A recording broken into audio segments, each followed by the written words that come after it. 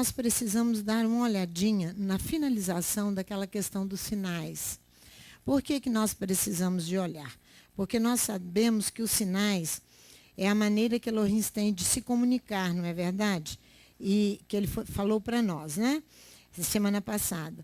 E nós temos como sinais os luminares, Gênesis capítulo 1, versículo 14. E esses luminares, eles são mais reguladores do que iluminadores.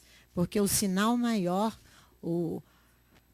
é Yeshua HaMashiach, que é a nossa iluminação e a nossa luz, né? Depois nós falamos que os sinais, eles anunciam uma revelação de Elohim. Em sinal,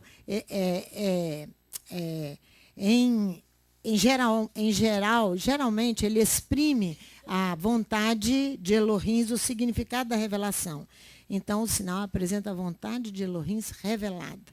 É isso que é o sinal. O segundo sinal que nós falamos foi o sinal da questão de Caim, não é? Que foi assinalado, a proteção. O primeiro sinal, ele fala dos dias, que é o sinal reguladores, regulam os dias, regulam os encontros, né? As festas anuais, regulam pelas estações do ano. Então, depois nós temos Caim, que foi assinalado para proteção. Depois nós temos o Shabat, que é um maravilhoso sinal que o Eterno nos deu, né? Então, se nós ficarmos atentos a esses sinais, nós seremos assim, saberemos o tempo, a hora do Eterno, todas estas coisas nós saberemos com certeza, né? Se nós atentarmos aos sinais. O terceiro sinal que nós falamos é Yeshua HaMashiach, não foi? O Shabat é um sinal, está lá em Êxodo, no capítulo 32, e depois Yeshua HaMashiach é um sinal, porque ele foi selado com o selo do Pai, não é verdade? Então, nós ficamos de terminar isso aqui, por quê? Porque nós falamos que Yeshua é a luz e a vida, porque Yeshua invadiu o coração dos seus adeptos intimamente para que estes compreendessem a vontade de Elohim revelada. Aí nós fomos até caminhai, enquanto tem de luz, lembram disso? Significa marcha, percorra o caminho. Resultante dessa ação, na minha e na sua vida, é o progresso quanto às questões espirituais, que eu e você precisamos crescer cada vez mais com as questões espirituais, né? Então, ele diz para que as trevas não nos apanhem, porque aquele que está nas trevas não sabe para onde vai. Irmãos, o Espírito está falando só do final dos tempos. Ele está falando só exatamente sobre isso. Então, depois nós dissemos também sobre as questões que provocam impedimento que você veja os sinais, que é o orgulho e a confiança própria, não foi isso? O orgulho e a confiança própria. E depois ele diz, no capítulo, vamos ao capítulo, deixe-me ver aqui onde eu parei.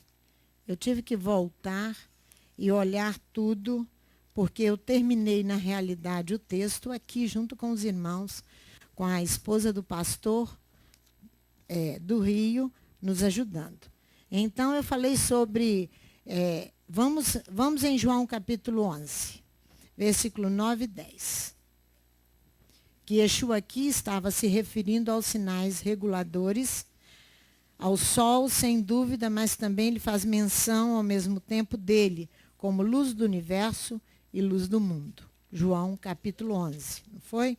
Eu parei mais ou menos por aqui. Novamente, Yeshua diz, João 11, versículo 9 e 10. Não há 12 horas do dia, se alguém andar de dia, não tropeça, pois vê a luz deste mundo. A luz deste mundo é o sol, né? E enquanto quando anda de noite que tropeça, pois não tem luz. Disse isso e continuou, nosso amigo Lázaro dorme, mas eu vou despertá-lo. Não foi? 9, 10 e 11 que eu acabei de ler. Então, o sinal dele é a marca que ele traz sobre ele. Olha no capítulo 6, que é a nossa Haftará dessa semana. Olha a sequência do Espírito conosco para falar no nosso coração. Semana passada, nós dissemos sobre João 6, versículo 26 e 27. A nossa Haftará dessa semana começa, Brit Hadashah começa no versículo 20. Está incluído o versículo 26 e 27, falando que ele foi marcado com o selo por Elohim. Olha, em verdade vos digo, versículo 26, que me buscais não pelos sinais miraculosos que vistes, mas porque comestes do pão e vos fartares. Trabalhai, versículo 27 de João 6, não pela comida que perece, mas pela comida que permanece para a vida eterna, a qual o Filho do Homem vos dará, porque Elohim o Pai o marcou com seu selo. Sinal no hebraico é ot, que consiste em uma intervenção sobrenatural que atesta ou confirma um fato desejado por Adonai. Vou repetir. Sinal no hebraico é ot. O que significa? Consiste numa intervenção sobrenatural que atesta ou confirma um fato desejado por Adonai. Então, você já sabe que o Shabat, você já sabe que os sinais, os luminares, são reguladores do tempo, que o Shabat, que Yeshua é uma intervenção sobrenatural dos céus para confirmar um fato que Adonai deseja. É isso aí. Vamos em Mateus 12, versículo 38 a 41, como Mateus 16, de 1 a 4, que fala o mesmo assunto. Vamos lá. Mateus 12 e Mateus 16 vai falar o mesmo assunto. Sobre o sinal do profeta Jonas. Mateus, capítulo 12. Por isso que não podia deixar de explicar para vocês essa questão do sinal. Em Mateus 12, 38 e 41, como Mateus 16, de 1 a 4, o pedido de um sinal não vem da multidão. Vamos ver? Olha só. Mateus 12, 38. Não vem da multidão. Então, alguns escribas e fariseus lhe disseram, mestre, gostaríamos de ver da tua parte algum sinal. Este pedido da manifestação do sinal vem dos teólogos, vem dos fariseus e dos escribas. Eles vão pedir um sinal a Yeshua porque precisam, presta atenção, de uma evidência para convencê-los que Yeshua é aquele que veio de forma sobrenatural, enviado por Elohim. Não foi a multidão que pediu. São eles mesmos, as testemunhas de milagres anteriores que Yeshua fez e que provocam sua reprovação. Olha Mateus 11, versículo 6. Dá uma olhadinha comigo, vira só a página da sua Bíblia. Olha só. Jesus diz, em marcha o homem que não tropeça por minha causa. Partindo eles, começou Yeshua a dizer à multidão a respeito de João. Que fostes ver no deserto? Um caniço agitado pelo vento, um espetáculo que fostes ver no deserto? Ele fala de João. Sim, que fostes ver? Um homem ricamente vestido? Então, quer dizer, quem foi ver? Fariseus, escribas, foram ver no deserto. Os que trajam ricamente estão nos palácios dos reis. Mas então, que fostes ver um profeta, assim vos digo eu, muito mais que um profeta. João é aquele de quem está escrito, adiante da tua face envio o meu anjo, ao sinal sobrenatural que veio à frente, que preparará diante de ti o teu caminho. Ou seja, Yeshua, quando começa no versículo 6, ele diz, em marcha o homem que não tropeça por minha causa, que não cria obstáculos para crer, que não tropeça. Tropeçar é você pisar alguma coisa, escorregar, ou levar alguém a cair por causa da sua incredulidade. É isso que é tropeçar na Bíblia. Aquele que compreende a obra messiânica de Yeshua, ele não tropeça. São eles mesmos que vêm pedir um sinal para que possam crer em quem? Em Yeshua. Yeshua resiste dessa vez à multidão que espera um novo milagre. A multidão estava ali para ser curada. Mas Yeshua vai resisti-los porque ele sabia que aquilo ali era uma armadilha para ele. uma armadilha. Ele vê na intervenção dos escribas e fariseus uma nova armadilha, um novo tropeço, uma nova dificuldade. É possível que a palavra... veja aqui, volta no capítulo 12, no versículo 38. Então, alguns escribas e fariseus lhe disseram, mestre, gostaríamos de que nos desse, gostaríamos de ver da tua parte algum sinal. Esses escribas, fariseus e os saduceus estavam todos juntos. Provavelmente, a palavra saduceu venha do nome Sadoc, do sumo sacerdote da época de Salomão. Se você for lá em 1 Reis, você vai encontrar em Crônicas também. Este nome Sadoc deriva de um radical, Sadak, que significa ser justo. Então você já sabe que os saduceus traziam sobre eles uma herança de um nome com autoridade e poder, ser justo, de Sadoc. Na época de Yeshua, eles formavam um partido importante. Para vocês verem que não é a multidão que vai questionar, a multidão cria. Mas eram os estudiosos, os mestres, os participantes das seitas em Israel. Então, eles formavam um partido importante de homens ricos, bem educados, cuja influência era notada na administração do templo, no período de Yeshua, os saduceus. Eles constituíam, ao mesmo tempo, uma seita, como uma escola teológica e um partido político. E sua religião era diretamente inspirada na Torá que está no escrito. Sua religião era totalmente inspirada na Torá que estava no escrito. Lógico, se você ama a palavra e quer cumprir a palavra, mas a letra sem o espírito, ela mata. Era isso que estava acontecendo com os saduceus, que eles vão pedir esse sinal. Paulo diz, a letra mata lá em Coríntios, mas o espírito vivifica, não é verdade?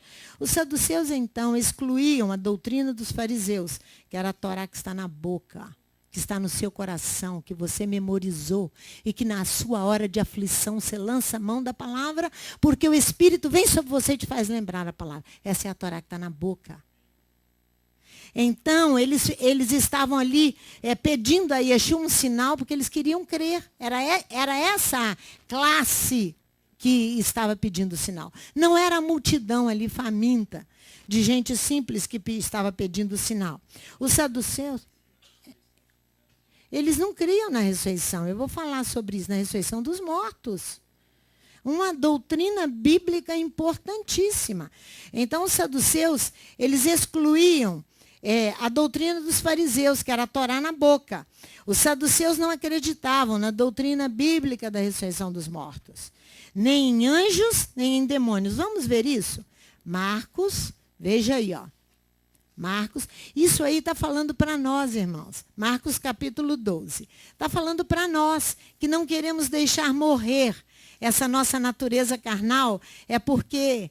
você vai ver isso na nossa paraxá ainda. Você vai ver que você não fica muito feliz quando a coisa te pressiona para você mudar de posição. Para que você deixe morrer a sua natureza carnal. Para que você deixe alguns vícios que eu e você praticamos. Para que você deixe de ser religioso e seja amante de Elohim. Você não quer deixar. É igualzinho os saduceus aqui, olha. Veja falando sobre eles em Marcos 12, versículo 18. Então os saduceus, que dizem não haver ressurreição, aproximaram-se dele e perguntaram. Olhem Lucas, no capítulo 20. Também, Lucas, capítulo 20. Para te mostrar que eles não criam na ressurreição dos mortos. Para eles era muito bom não crer na ressurreição dos mortos. Chegando-se alguns dos saduceus que dizem não, versículo 27 de Lucas 20.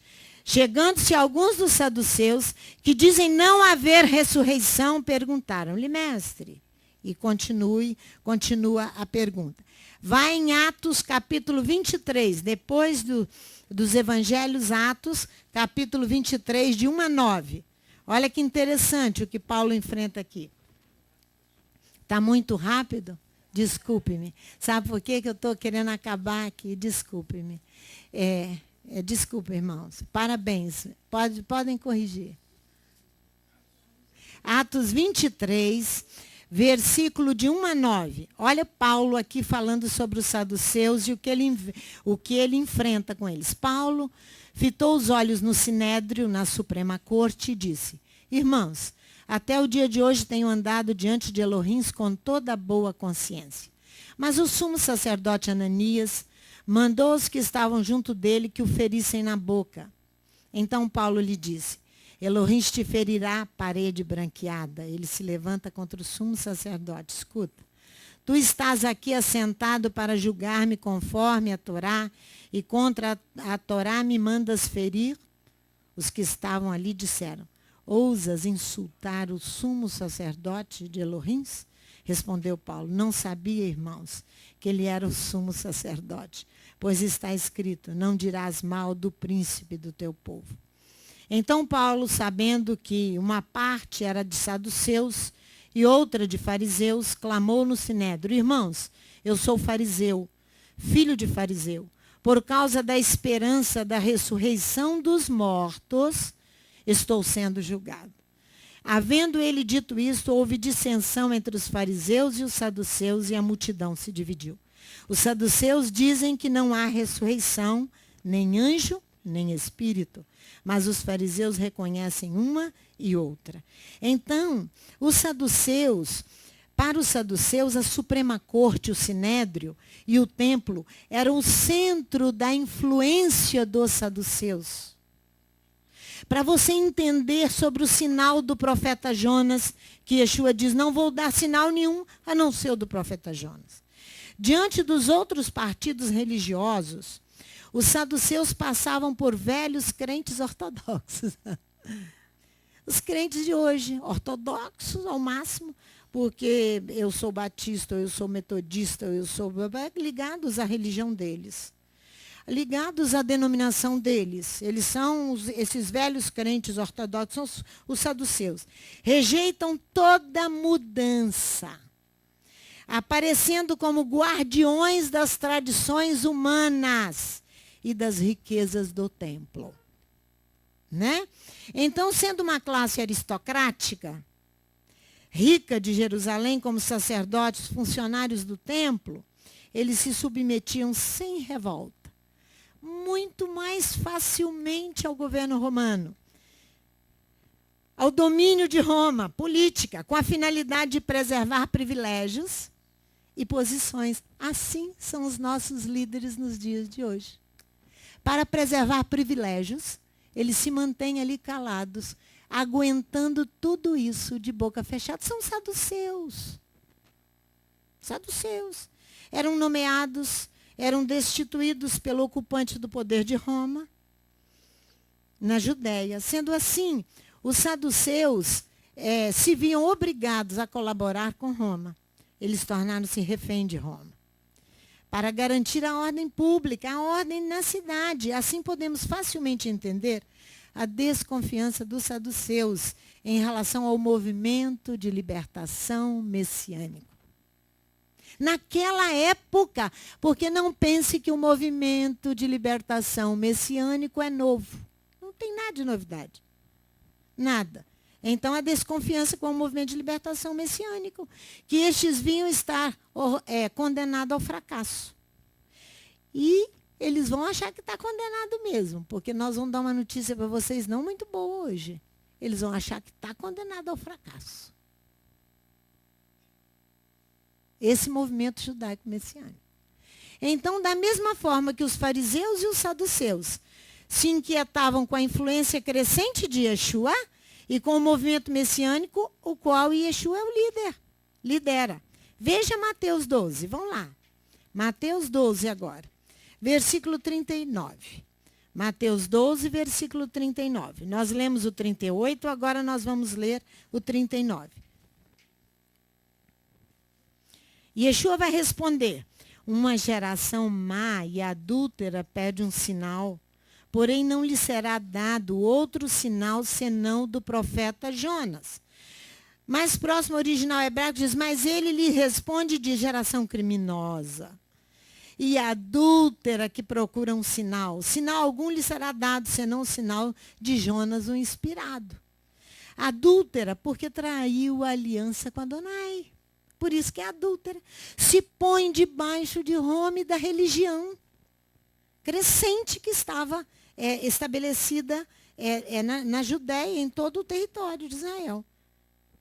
Então, eles tinham uma filonia com os ídolos, um engano, uma deslealdade para com Elohims, servindo aos outros ídolos, aos outros deuses. Por isso que Yeshua os chama de criminosos, de adúlteros. Por isso, estavam servindo a outros deuses, a Roma, estavam servindo a eles mesmos, tinham prazer naqueles privilégios que eles tinham no templo e no sinédrio, ocupavam a grande cadeira no sinédrio. Eles não vão entender de sinal algum, meu amor. Nenhum sinal. Eles participavam dos cultos de certos santuários pagãos. Se você for em Oséias capítulo 1 e 2, você vai ver essa condição de Israel. Se você sair aqui nas nossas igrejas evangélicas, você vai ver tudo isso. Os homens mais ricos hoje do Brasil, 5 mais grandes, maiores.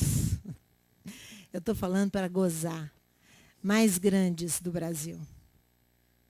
São evangélicos. Silas Malafaia, o Homem do Chapéu, Edir Macedo, são os mais ricos hoje. Vocês sabiam disso? Mateus 16, de 1 a 3. Então você acha alguma coisa diferente do período dos saduceus e dos fariseus? Vocês estão escandalizados com os saduceus e com os fariseus? Veja a nossa época, que é muito pior. Muito pior. Porque o povo está rendido a um domínio aristocrático de gente rica e poderosa. Mateus 16, de 1 a 3. Chegando-se os fariseus e os saduceus, que o tentaram, pedindo-lhe que lhes mostrasse um sinal do céu.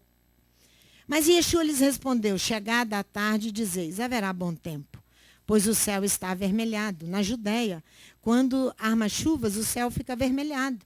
E de manhã, hoje haverá tempestade, pois o céu está em vermelho sombrio. Lógico, são sinais reguladores. Hipócritas, sabeis interpretar a face do céu e não conheceis os sinais dos tempos, ele diz. Não conheceis os sinais dos tempos? Vinda a noite, vós dizeis bom tempo.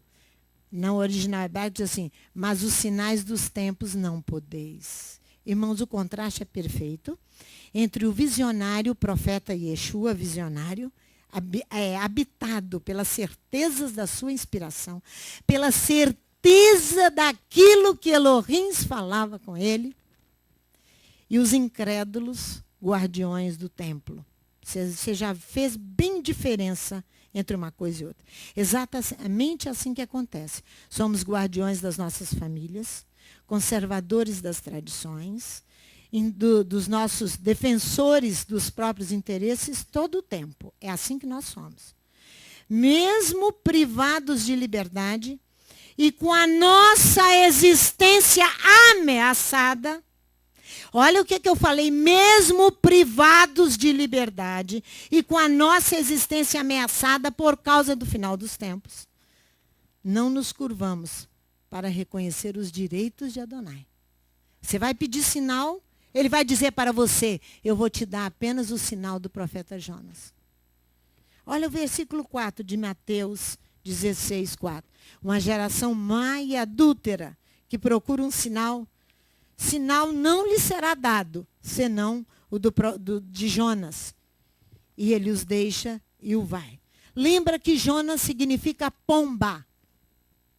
Lembra que o nome Jonas significa pomba. Lembra que Yeshua, no capítulo 10 de Mateus, no versículo 16, ele diz, eis que eu vos envio como ovelhas no meio de lobos. Por isso, sede sábios como as serpentes e prudentes como as pombas. Prudência para estar no meio desses lobos, desses mestres que aí estão, que quer para manter os privilégios deles, quando eles se sentirem ameaçados, eles se levantarão para matar. É isso aí. É possível que Yeshua estava se referindo os 3 dias que o profeta passou no ventre da baleia. É possível.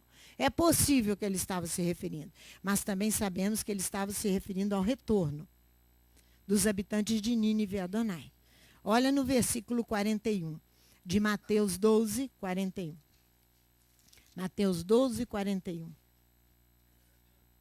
Provavelmente, ele estava falando também dos 3 dias que o profeta passou dentro do ventre da baleia. Mas ele está falando de retorno. Olha aqui. Os ninivitas ressurgirão no juízo com esta geração e a condenarão.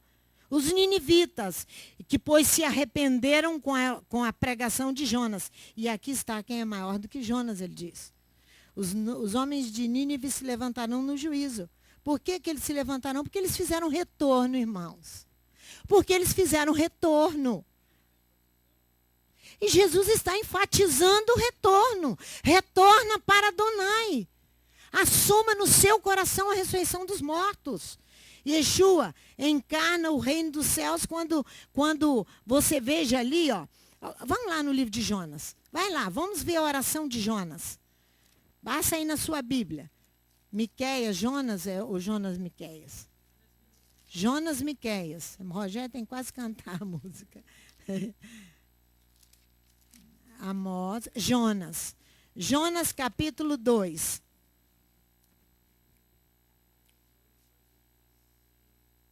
Irmãos, Yeshua é completamente superior a Jonas, porque ele encarna o espírito da Torá e vem anunciá-la sem medo. Sem medo, Jonas, você sabe o medo que Jonas teve. Você conhece a história. O Eterno manda ir para Nínive, ele entra, compra uma passagem e vai para outro lugar.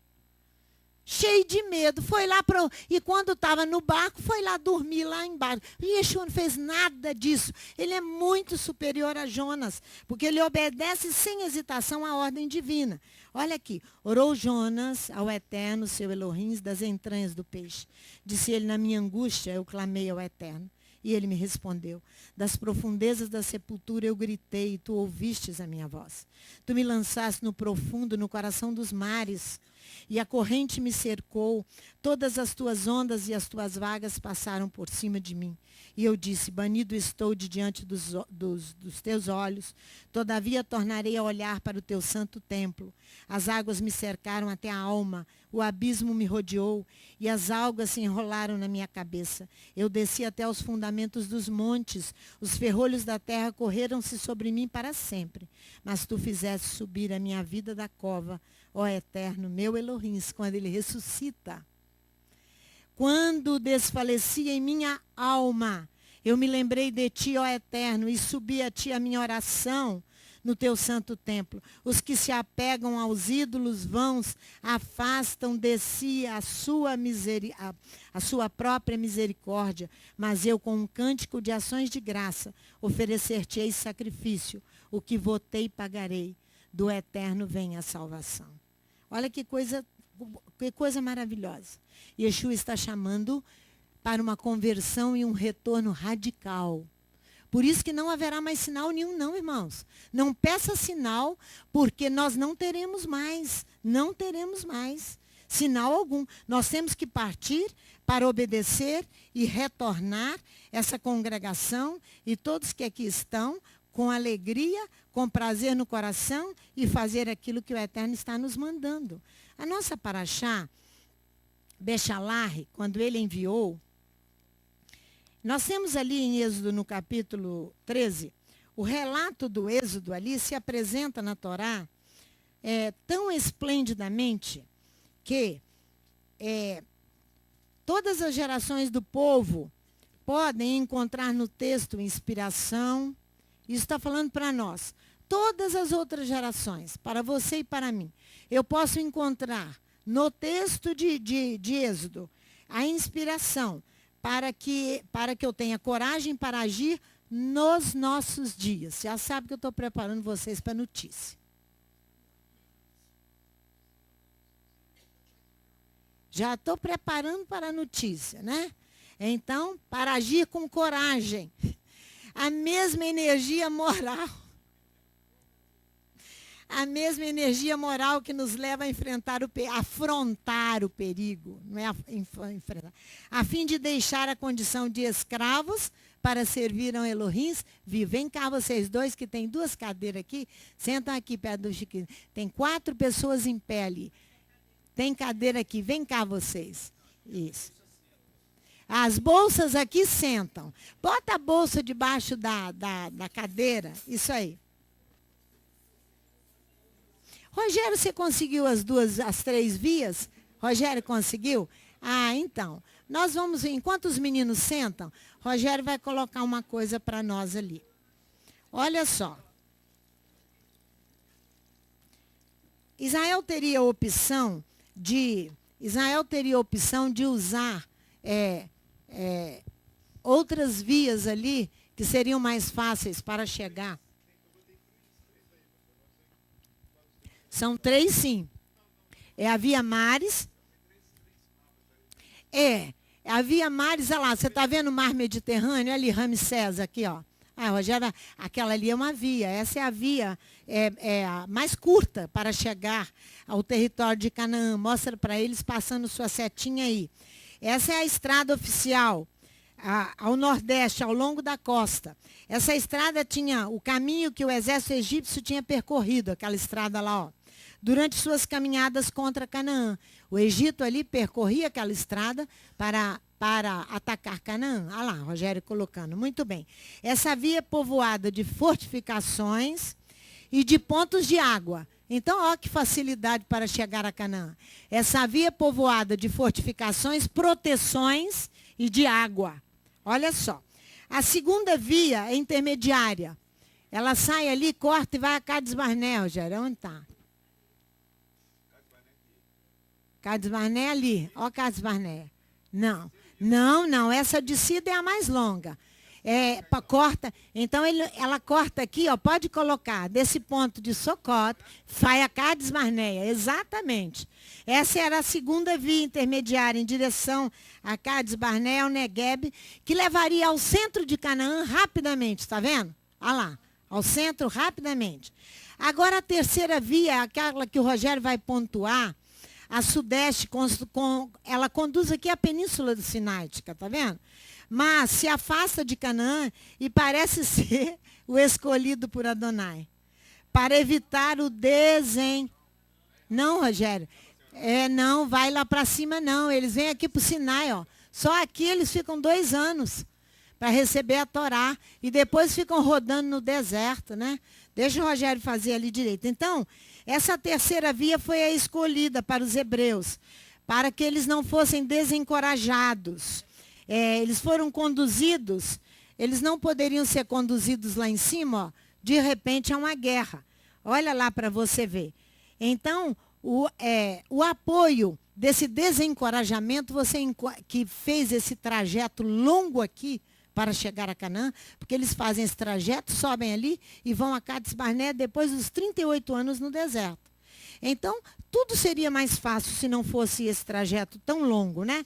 Ali, você vê, abre a sua Bíblia lá, em Êxodo capítulo 13. Olha ali para você ver uma coisa comigo. Aqui, ó, versículo 17. Esse aí é o percurso verdadeiro. Isso, Então, você vê aqui, ó, quando o faraó deixou ir o povo, Elohim não os levou pelo caminho da terra dos filisteus. Versículo 17. Posto que é mais perto, pois Elohim, onde tinham fontes de águas, fortificações para protegê-los, para que o povo não se arrependa vendo a guerra e volte ao Egito. Assim Elohim fez o povo rodear pelo caminho do deserto, perto do Mar Vermelho, e os filhos de Israel subiram da terra do Egito, armados para a batalha. Então, você vai ver aqui que a primeira mudança de itinerário foi para evitar o abatimento, a perda de coragem, o desânimo. Foi isso. Olha no versículo 20, aqui da sua Bíblia. Obrigada, Rogério. Obrigada, eles já entenderam. Agora, olha no versículo 20. Eles foram levando os ossos de José, tudo. Agora vem. Assim partiram de Sucote e acamparam em Etã, à entrada do deserto. Eles partem de Sucote e acampam em Etã, na extremidade do deserto. Sucote, você sabe o que significa? Tenda. Após deixar o Egito, nós devemos sacudir a ferrugem da corrupção e rejeitar as ocasiões do vício, porque qual é a ordem para nós? Vós habitareis sob tendas. Sob tendas. Sob é uma preposição que significa debaixo de. Sob. É por baixo de. Ou então ao abrigo de. Sobre a proteção da Torá que você vai habitar. E eu. Por isso que é Sucote aqui, ó. Eles deixam Sucote. Os rabinos dizem que Israel é levado para habitar em tendas. Então você e eu podemos compreender que aquele que se apressa em direção a Elohim habita sob tenda, livre, sem o embaraço da bagagem. Após deixar o Egito, a ordem é sacudir o quê? A ferrugem da corrupção, para habitar sob tenda. Ferrugem na botânica é uma doença que dá no melão, no pepino, que se traduz por manchas avermelhadas. É criptogâmica essa doença. É ou negras nos frutos e eles apodrecem. É isso que é ferrugem na botânica. E nós devemos jogar toda a ferrugem da corrupção. Olha só, para habitar em tenda. No homem, o adjetivo que ele se torna ferrugento. Ou seja, aquele que tem ferrugem. Ele é antiquado, igual os saduceus, obsoleto, fora de uso, emperrado, abatido, desanimado, fala de mudar. Não! Ai, outra vez não! Porque sofreu corrupção. Já estão entendendo o recado? Porque sofreu corrupção. É isso que é ferrugento. Ele é desanimado, ele é abatido, ele é tudo isso. Ele ainda vai desanimar o outro. Por isso que Israel foi, segundo Números, capítulo 14, versículo 4, ali você tem a base para entender por que Israel mudou. Todo aquele itinerário ali foi mudado para um itinerário muito mais difícil. Porque Elohim conhecia o coração do povo, né? Foi levado, o ferrugento é aquele que é levado a agir contra o dever. Foi induzido ao mau procedimento. A pessoa corrompida, ela torna-se obstinada e teimosa. Fica parado, não quer mover-se mais, ou não pode mover-se mais de tanta ferrugem da corrupção. Aquele que sabe o que tem que fazer e não faz é pecado. Aquele que sabe o que tem que fazer e não faz é pecado. E Yeshua, vamos lá em Lucas, no capítulo 12. Lucas, no capítulo 12. Olha o que Yeshua fala muito bem sobre essa questão de ferrugento, da pessoa que sofreu corrupção, que está enferrujado. Ferrugem da corrupção. Olha só, versículo 46 e 47 de Lucas 12. Olha bem o que Yeshua diz. Virá o Senhor daquele servo no dia em que não o espera, numa hora em que ele não sabe, separá-lo-á e lhe dará a sua parte com os infiéis. O servo que soube a vontade do Senhor e não se aprontou, nem fez conforme a sua vontade, será castigado com muitos açoites. Se você sabe o que tem que fazer e não o faz, é pecado. Após deixar o Egito, nós devemos rejeitar também, primeiro, o ferrugem da corrupção, o desânimo de ficar parado ali. Após deixar o Egito, nós devemos rejeitar as ocasiões do vício para habitar sob tenda. Para habitar sob tenda. O que é rejeitar as ocasiões do vício? É recusar as oportunidades favoráveis. Nós temos irmãos aqui que estão com oportunidades extremamente favoráveis, não é? A Glauciana, ela está aqui. Richard está aqui.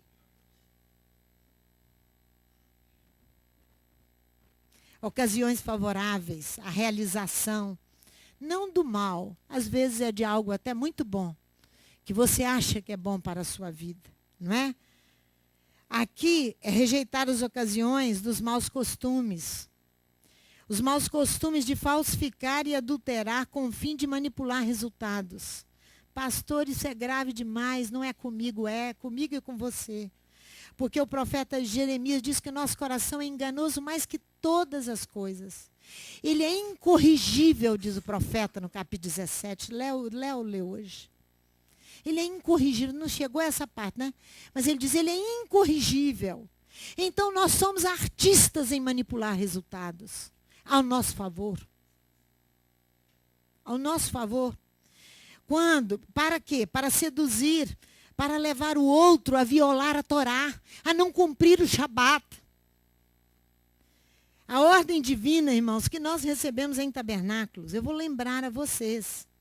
Vamos lá, no Salmo 119, foi a ordem que nós recebemos em tabernáculos, que é a nossa base bíblica para esse ano. Salmo 119, olha para você ver. Porque enquanto nós estamos atrapalhados, nós não recebemos nenhuma base bíblica. Você viu? Não viu? É Salmo 119, olha do versículo 126. Começa no 124. Olha só, 124, 125 e 126. Sou teu servo. Dá-me inteligência para entender os teus estatutos. Age com teu servidor segundo o teu bem-querer. Ensina-me a tua Torá. Eu, teu servidor, faz-me discernir. Penetrar em mim teus testemunhos. Se é essa a tua vontade, você está orando e dizendo. Que isso que nós fizemos em tabernáculos. Que a tua graça esteja sobre nós. Que o teu Espírito Santo, teu sopro penetre. Abra e anime a minha e a sua inteligência. Foi essa a nossa oração. A fim de conhecer a tua vontade, ó Elohim, e ser órgão vivo da tua palavra. Eu e você. Que é uma salvação para este mundo em desespero. Aí você vem com o versículo 126. Já é tempo de operares, ó Eterno. Tem quebrado a tua Torá. É tempo de agir por Adonai, porque anulam a tua Torá. Aí nós apresentamos a letra A, vocês estão lembrando? Mostrando que o tempo está completo. Para quê? A letra A mostra para julgamento e justiça. Começando esse julgamento aonde? Em mim e em você. Pois, assim como justiça e julgamento nos introduz ao fervor, ao zelo pelas coisas do eterno, e enche-nos de entusiasmo, é isso aí. E o fervor nos conduz à mão do Espírito. E o Espírito vai nos conduzir à ressurreição dos mortos. É por isso que nós estamos clamando. Sabe por quê, irmãos? A vida está em perigo. A vida está em perigo por causa do fim dos tempos. É isso que o Eterno está dizendo para nós. Por causa dos fins dos tempos. Com a morte da natureza carnal, nós estamos aptos. Nós somos capazes de agir. É tempo de julgar o mundo. E condenar o quê? Os que os conduzem à ruína. Por quê? Porque anulam a Torá. Irmãos, quando o presidente dos Estados Unidos, para se eleger, ele teve que colocar lá um homossexual fazendo um discurso. Não sei se vocês viram e leram a respeito disso. O objetivo da campanha dele é levantar essa massa de... Hein? Essa igualdade, essa massa de homossexuais. Isso é uma afronta, Elohim. É dizer, eu não vou obedecer a tua Torá. O reverendo que ia fazer a oração do discurso do presidente Obama, ele não pôde ir, porque ele falou mal dos homossexuais. Teve que levantar outro reverendo para fazer a oração. Parabéns, Ritona. Ritona está com a palavra na boca, Torá na boca. Uá. Por isso que os reis da terra se levantam. É o rei. É o rei, se levanta. Então, irmãos, a sobrevivência da humanidade e do universo, por quê? Porque anulam a Torá. Anulou a Torá, anulou a sobrevivência. A Torá é vida. Anulou a sobrevivência. Foi isso que nós dissemos para Yeshua, para o Eterno, na festa dos tabernáculos, não foi? A urgência de agir em favor de Elohim revela-se nesse tempo em que a ordem é negada, em que toda a vida corre o risco de ser destruída. Eu quero ver qual rei desse que vai segurar a tsunami. Eu quero ver qual rei desse que vai segurar o abalo que vai acontecer dos elementos dos céus. Quem é que vai segurar você? A sua vida está em risco também, meu amor. Então é hora de honrar Adonai. Honrar Adonai. Por quê? Porque todos nós estamos aqui para sermos destruídos. Sendo assim, nós devemos não demorar, nos impor imediatamente contra o vício do engano, da manipulação e da sedução. Que é isso? É o hedonismo. É o hedonismo. Ele se tornou vício, engano e manipulação. E o que é hedonismo? É uma doutrina moral que considera ser o prazer a finalidade da vida. Foi essa doutrina que levou os princípios econômicos que nós temos aí, em que se procura obter o maior lucro com menos esforço. É essa a doutrina do hedonismo. É isso aí. Essa doutrina é uma manipulação, ela é um vício para distrair você e eu, para que nós não olhemos para o Eterno. Para que nós continuemos distraídos nesse mundo, com tudo isso que se movimenta aí, para nós não olharmos para o Eterno. Exemplo, por que você acha que esses jogadores de futebol, esses meninos, querem ser grandes jogadores de futebol? Porque querem ganhar milhões com pouco esforço. Isso é hedonismo.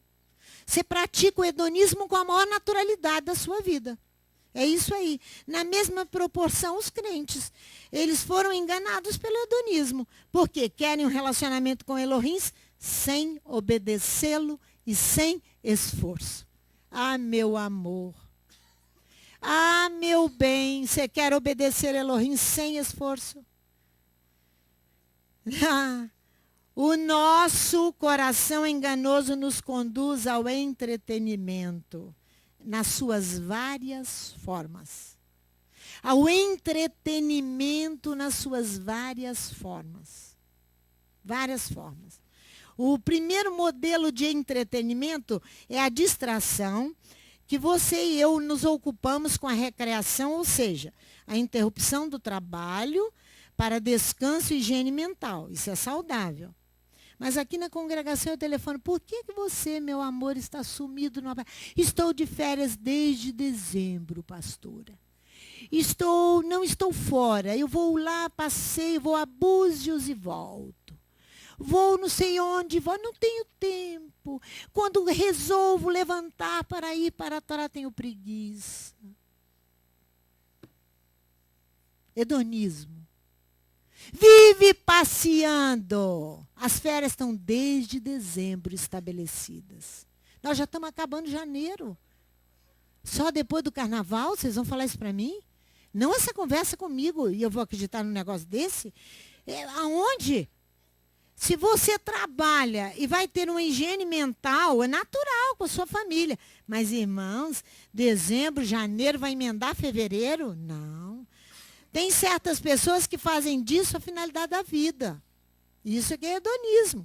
Seu objetivo, seu alvo, são os passeios, os jogos, os filmes, as comidas gostosas, os restaurantes, tudo isso aí. Esse é um modelo de entretenimento. Os filmes, a televisão, a Rede Globo é um instrumento. E esses canais de televisão são instrumentos de entretenimento. O segundo modelo de entretenimento é entreter para deter. Demorar e iludir. Entreter para deter. O verbo deter significa não deixar ir, ficar no Egito.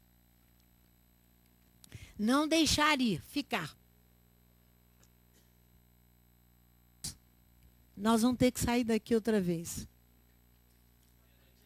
É a notícia. Porque você vê qual o entretenimento que está envolvendo aqui. É o quê? Entreter para deter, demorar e iludir. Para mim, nós tínhamos comprado para o resto da vida. Seria aqui a nossa morada. Já tínhamos convocado todos os engenheiros, não foi assim? E ampliar a casa para podermos aqui nos deter. Foi assim? Aí nós avançamos mais ainda, Léo. Fizemos coisa mais brava ainda. Nós queríamos comprar o terreno do lado. Aí mexeu com o céu. Por que mexeu com o céu? Porque nós nos esquecemos que quando... Sabe que dia que eu vim ver isso? Que nós viemos ver isso, eu, irmão Alberto e Ritona? Quando o doutor João sentou aqui na frente, ó, o doutor João é um senhor que esteve na festa dos tabernáculos, um médico. E se você visse, doutor João, ele estava todo equipado pelo irmão Alberto. O irmão Alberto tirou o quipá, tirou o talit, vestiu o doutor João. E ele estava lá encantado. Diz ele que não eram os meninos que cantavam. Tinha algo ali sobrenatural. Eu vi lá do meu lugar que ele estava assim. Sabe o que ele confessou aqui? Eu tive vontade de sair correndo e apanhar aquela Torá e abraçar a Torá e sair gritando. Ele falou. E ele tem vindo aqui todas as quartas-feiras. Quando quarta-feira, sem ser essa agora passada, ele sentou-se aqui e falou, pastora, eis-me aqui, eu quero trabalhar. Eu perguntei ao Eterno, não, antes dele falar isso, ele vai pisando em ovos assim para ele saber aonde que ele está. Sabe? Assim. Aí eu contei quais são os nossos projetos a respeito da congregação, que nós desejamos ampliar a Tzedakah, e como eu via a cidade de Vitória aqui embaixo, aqui no centro histórico, eu falei, eu vejo os judeus com toda a liberdade aqui. Ele falou, isso é revitalização. Então, conversando com ele, falando como eu estava vendo e que nós gostaríamos de melhorar o nosso serviço de Tzedakah, ele falou, aí é revitalização para o centro da cidade. Mas o Espírito falou comigo, ele disse. O Espírito disse para mim que eu preciso trabalhar. Eu não posso ficar ocioso. Mas eu falei, trabalhar como, Eterno, na tua casa? Trabalhar como? Trabalha com o que você sabe fazer. Aí ele falou o que eu sei fazer na minha profissão, eu sou médico. Então precisamos de um ambulatório, que o Léo já está pedindo, né, Léo? Precisamos de um ambulatório. Eu comecei a chorar com ele, mas era porque o Eterno me trouxe à memória como nós fomos recebidos aqui nesse lugar.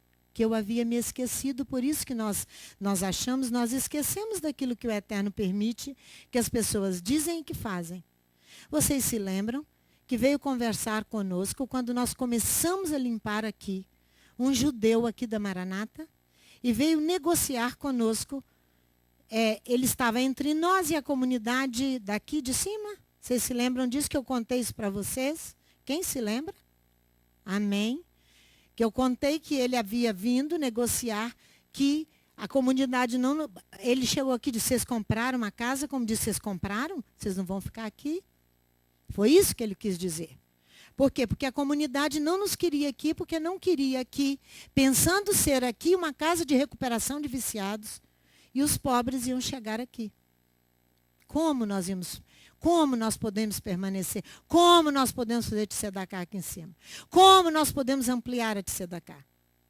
Quem disse não para nós? A própria comunidade. E nós fomos levando com dificuldade tudo aquilo até entrarmos aqui. Quem se impôs sobre nós? A própria comunidade. Quem se julgou? A comunidade. Porque levantou-se contra uma lei do Eterno de Levítico 25, nós temos uma música que nós escrevemos, que os levitas colocaram melodia na palavra. Que se o teu irmão empobrecer, você tem que fazer o quê? Ajudá-lo. Não é essa música? Então eles feriram o quê? A Torá, o mandamento de Elohim. Nós tínhamos esquecido disso. E fomos fazendo ampliação e fazendo planta e aumentando a nossa cabeça e falando o que íamos fazer. E aí chegamos ao ponto de querer comprar o terreno. O Eterno veio e nos chamou o povo louco, ignorante. É porque ele tem algo melhor para nós, onde nós teremos. Eu falei com o doutor João chorando. Eu disse para ele. Eu falei, doutor João, nós precisamos ser aprovados por Elohims e pela comunidade. Só trabalhando com a comunidade, com o serviço social. O nosso serviço social é pequenininho. É só nos hospitais. Nós precisamos ampliá-lo. Como fazer aqui se eles não permitem? Aqui tem um dono. Elohim não é dono desse lugar. Nós teremos que sair. Para onde nós vamos, pastor? Aqui para baixo, aí, ó. Nós estamos procurando lugar. Não sabemos onde, nem que dia, nem que hora, para responder nada a vocês. Aí a Rita me perguntou, pastora, nós então erramos? Falei, de forma alguma. De forma alguma. Esse foi um período que ele nos trouxe para aqui. Hoje nós temos alguma fala de negociação, porque esta casa, esse local aqui nos pertence à congregação.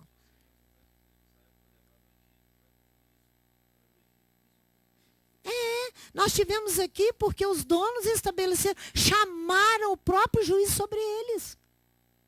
Chamaram. Irmãos, eu tenho chorado todos os dias. Por quê? Porque nós precisamos entender mais isso. Então, nós não podemos estar nesse entretenimento, nos deixar deter, não deixar ir, ficar, nem o seu. Então, você será a boca do Eterno para o seu irmão, para ajudar, para os comentários que vão surgir contra nós. Esse povo não para. Na mesma hora que acabou de comprar, nós nunca tivemos uma saída tão rápida. Tão rápida, tem 1 ano e meio que nós estamos aqui. Mas não saímos ainda, mas vamos sair. Teremos que sair. Por quê? Porque nós não podemos nos deter.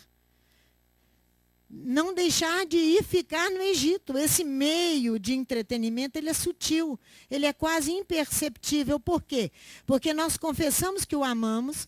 Nós procuramos agradá-lo fazendo vários eventos, várias coisas, vários encontros, vários seminários, tudo isso é desgaste, irmãos. Tudo. Nós nos empenhamos tanto a buscar meios e formas de agradá-lo, que quando encontramos, somos considerados como... Você já viu o cão? Quando ele está caçando alguma coisa, um bicho, ele vai lá, pega o bicho e põe na boca e levanta, mostrando que ele encontrou a sua caça.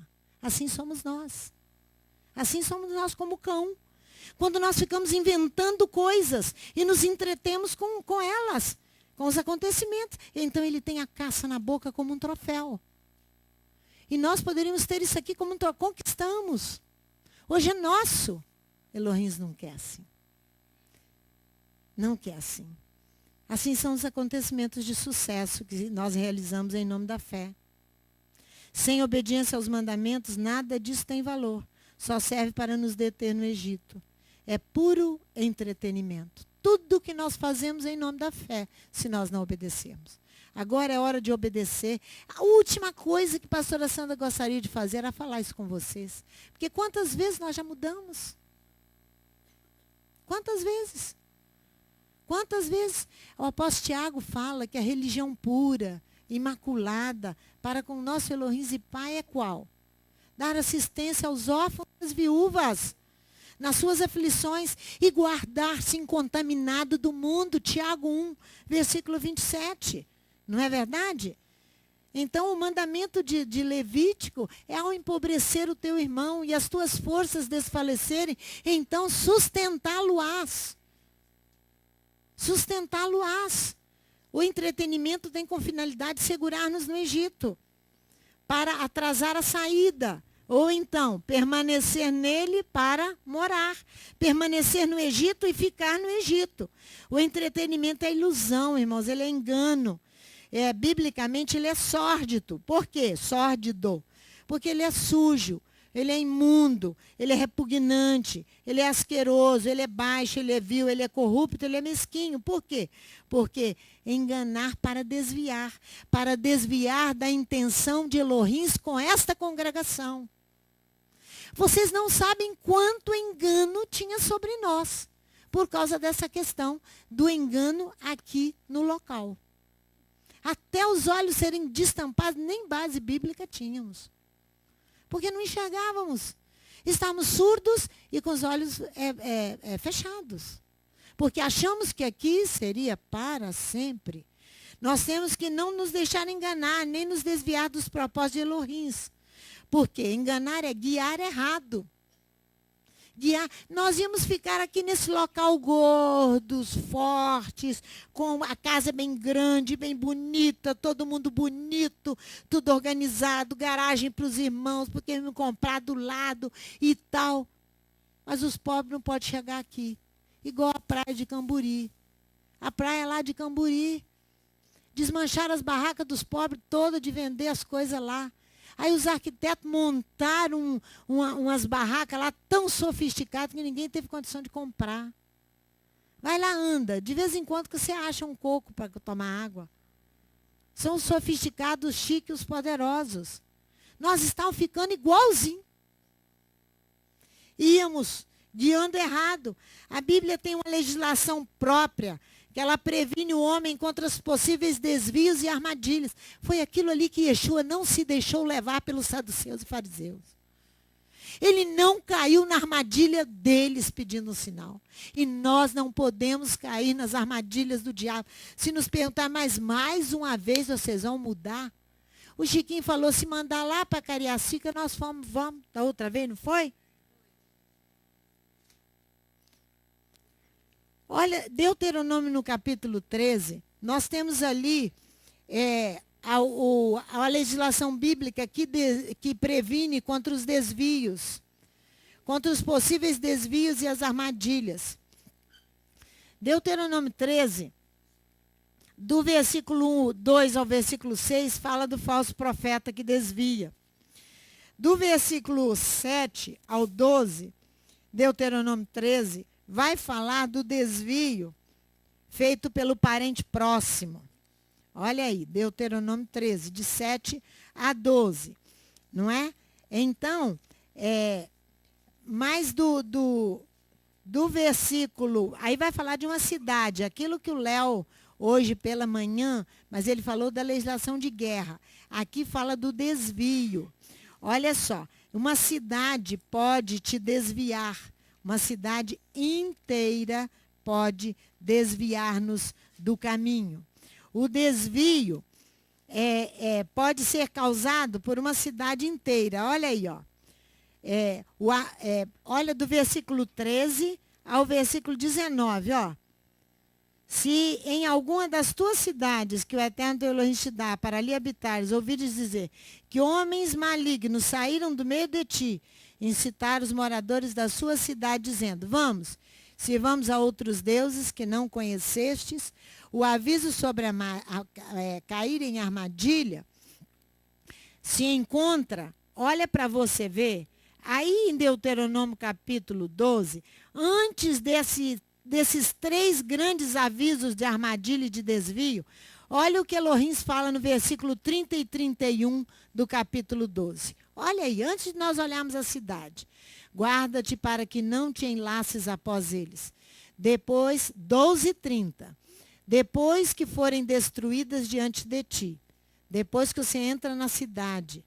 E que ela for destruída depois de ti. Não perguntes acerca dos seus deuses, dizendo, como serviam estas nações aos seus deuses? Do mesmo modo também farei eu. Assim não farás ao Eterno teu Elohim. Porque tudo que é abominável ao Eterno e que ele aborrece, fizeram eles aos seus deuses. O que ele aborrece? Não ajudar o necessitado, o pobre, ter asco dessas pessoas. Até seus filhos e suas filhas queimaram no fogo aos seus deuses. Então, guarda-te de cair em armadilha. Guarda-te de cair em armadilha. Porque depois que elas tiverem sido exterminadas em face de ti, que não consulte seus deuses para dizer que essas nações serviam seus deuses. Farei do mesmo modo eu também. É a mesma coisa que você dizer, não queremos drogado, nós não queremos pobre aqui do nosso lado. Nós não aceitamos. Esse negócio tocou no céu. Olha o versículo 31. Não farás, do capítulo 12. Não farás do mesmo modo para Adonai teu Elohim. Se em todas as abominações que Adonai odeia, eles fizeram por seus deuses. Sim também seus filhos e suas filhas. Eles os incineraram ao fogo por seus deuses. Né? Quando o desvio pode ser causado por uma cidade inteira? Quando houver nela homens, filhos de Belial, saíram do seu seio. Olha aí, para vocês verem. Olha o capítulo 13, versículo 12 e 13. Olha o versículo 13. Que homens malignos saíram do meio de ti, do seio de ti, e incitaram os moradores da sua cidade. o que esses homens fazem, saiu do coração, saiu do espírito e finalizou com os atos.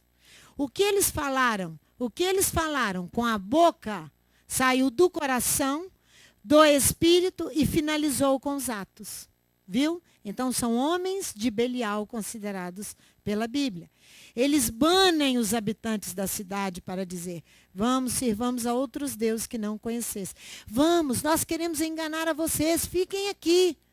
Porque aqui vocês crescerão, podem habitar, mas não podem recebê-los. Banir os habitantes da sua cidade é igual expulsar da pátria, porque expulsa a Torá, expulsa da pátria celestial.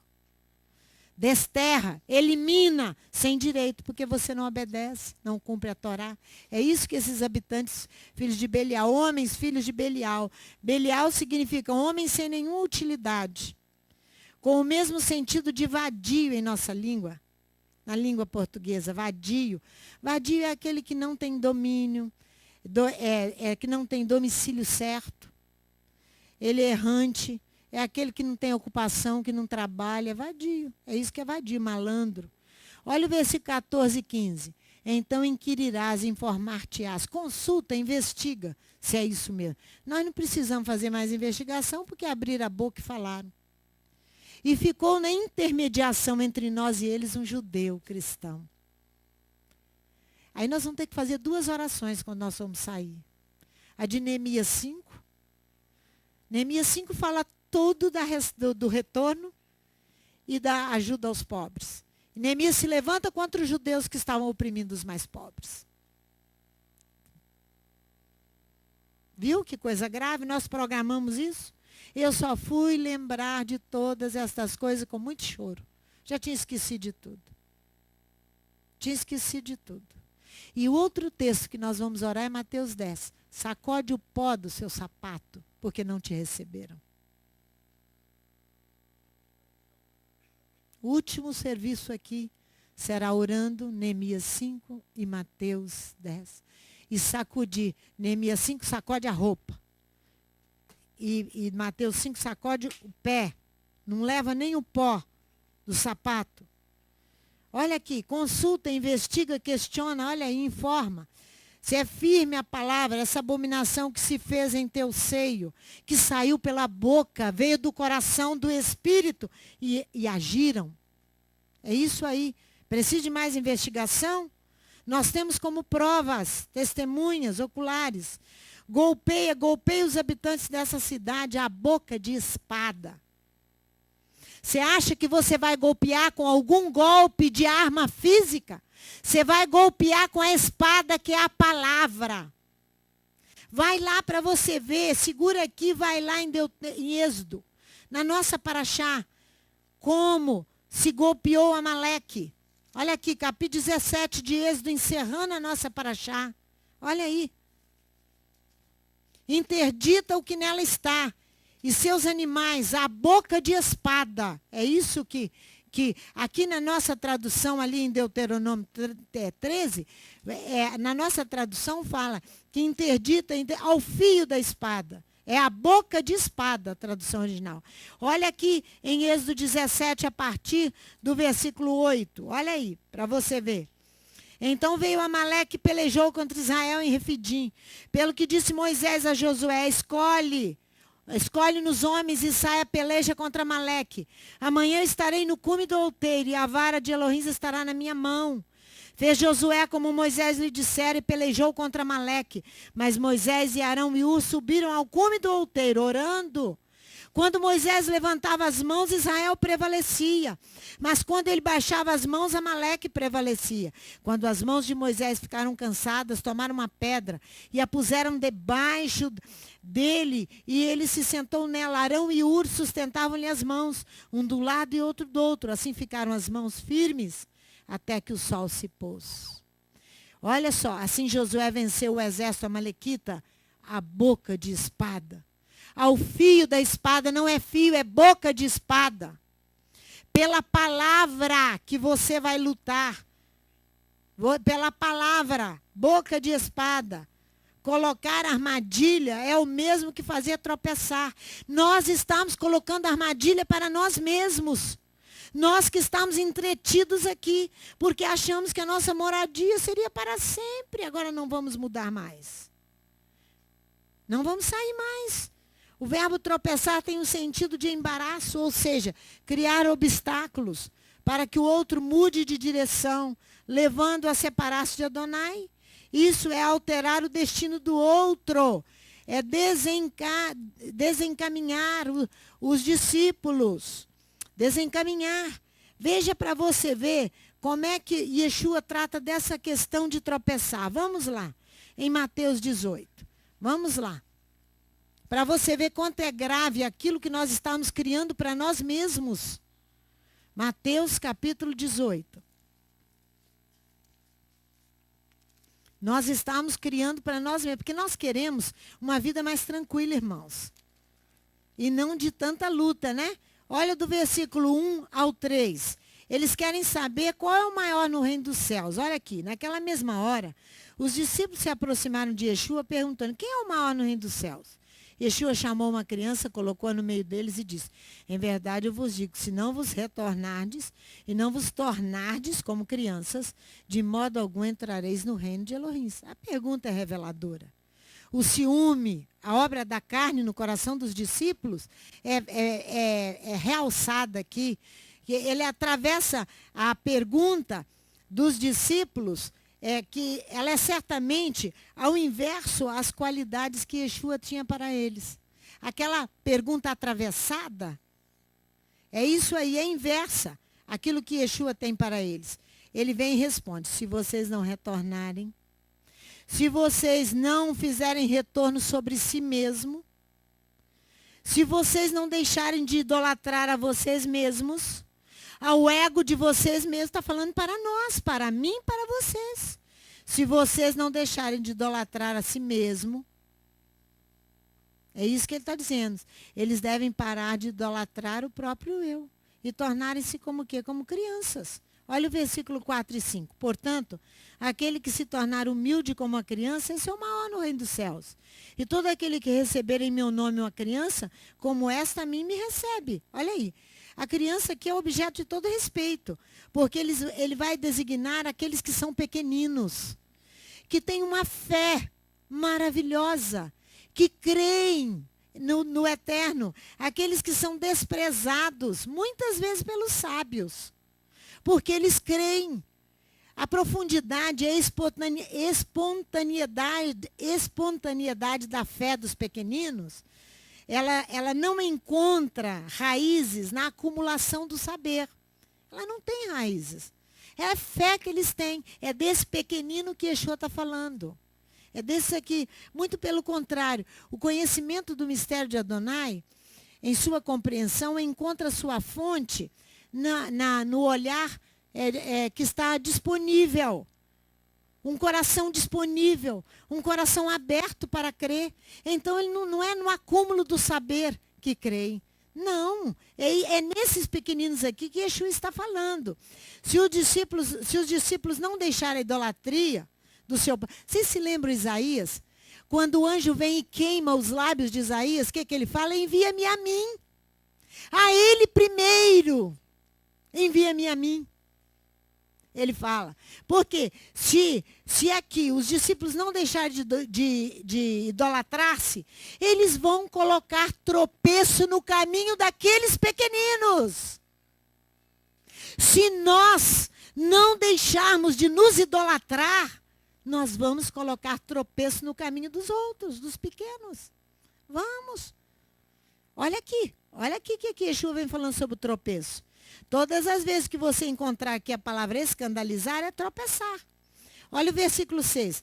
Mas aquele que escandalizar um destes pequeninos que crê em mim, melhor lhe seria que pendurasse ao pescoço uma grande pedra de moinho e se precipitasse na profundeza do mar. Está vendo? Então, olha o que ele diz. Ai do mundo, por causa dos escândalos, por causa dos tropeços. É necessário que venham tropeços. ai do homem por quem o tropeço vier. Esse ai aqui não exprime uma maldição, mas exprime uma dor interior inconsolável da pessoa. É um lamento íntimo. Por quê? Para aquele que faz o pequeno tropeçar, errar o caminho, não prosseguir, não seguir para obedecer à vontade de Elohim. Irmão, já chorei muito por causa desse negócio. Já chorei à vontade. Falei, Senhor, que cabeça mais tola é a nossa. Onde eu disse para ti que onde que tu nos enviar, nós iremos. Que bobagem é essa? Que bobagem. Então, a mudança de itinerário que você viu ali, do Êxodo, ela tem como a outra mudança agora aqui, vai lá para você ver. Vai lá em Êxodo, que tem mais uma mudança na nossa paraxá. Olha aqui. Israel está acuado aqui, capítulo 14. Olha ali, para você ver, no capítulo 14. Elohim prometeu que a nuvem estaria sobre eles de dia e de noite, e que nada os incomodaria. É essa promessa para nós também. Aqui, Elohim vai mudar o itinerário para mostrar para eles que ele é o guia. É isso aqui, ó. Êxodo 14, 1 e 2. Êxodo 14, 1 e 2. Então disse o Eterno a Moisés, dize aos filhos de Israel que voltem e se acampem junto a Pi-Hahirote, entre Migdol e o mar. Assentareis o acampamento junto ao mar, diante de Baal-Zefon, entre o mar e uma montanha. E essa montanha é de Baal-Zefon, de um ídolo, Senhor do Norte, nome semítico explicado atualmente pela mitologia como a montanha do norte, ali que Israel vai se colocar. E a habitação dos deuses, que é essa montanha, ela equivale ao Olimpo grego, a casa dos deuses gregos, a grande casa. Israel está diante dos ídolos, que Elohim colocou, o mar e os ídolos. Você pode ficar diante dos ídolos. Por que nós podemos ficar diante dos ídolos? Porque o ídolo não fala, não cheira, não se move, não faz nada. Então, para Israel ver que Elohim era o guia, o acampamento de Israel está situado numa posição não estratégica, desfavorável e desfavorável. Por quê? Porque a montanha se torna um desfiladeiro para Faraó. Para descer e o mar está ali. Ué? Mudou o itinerário na última hora. Para mostrar para vocês. Ele está junto ao mar, diante de uma montanha. Faraó, certamente informado daquela situação, sobre a mudança do itinerário, ele vai dizer, enlouqueceram. Enlouqueceram. Vê a ruína e o desmoronamento da saída do Egito. Assim que os nossos irmãos vão dizer para nós. Comprar lugar e de lá vão sair? Porque estão acabando com a congregação. Estão desorientados. Não sabe para onde vão. É raro indo lá para cima. Você tem que ter na tua boca a palavra do Eterno para responder para eles. Fala aí, meu filho, me ajuda. Onde reclinar a cabeça, liga aí e fala. Yeshua disse que não tinha onde reclinar sua cabeça. Isso. E não é diferente com seus discípulos, conosco. Olha o versículo 3 e 4. Faraó, então informado, dirá dos filhos de Israel, estão desorientados na terra. O deserto os encerrou. Endurecerei o coração de Faraó para que os persiga. Mas serei glorificado em Faraó e em todo o seu exército. E saberão os egípcios que eu sou o Eterno. Eles assim o fizeram. Por quê? Por que Elohim vai fazer isso? Para que ele seja o guia de Israel. A cegueira dos egípcios os levará a perseguir Israel. Mas a derrota dos egípcios se manifestará. Não é verdade? E a grandeza de Elohim. Israel reconhecerá que Elohim é o guia. Não é? Olha o versículo 5. Olha o 5. Sendo, pois, anunciado ao rei do Egito que o povo fugia, mudou-se o coração de Faraó e dos seus oficiais contra o povo e disseram, que é isso que fizemos, deixando ir a Israel para que não nos sirva. Faraó, altivo do jeito que era, o que ele faz aqui? Israel tem a saída do Egito como uma libertação. Faraó tem como uma fuga de escravos, saindo, fugindo desordenadamente, sem direção. Aí, olha como Elohim foi maravilhoso para conosco. Colocaram uma paraxá dessa para anunciar para vocês que nós precisamos sair. Não sabemos quando e nem que dia.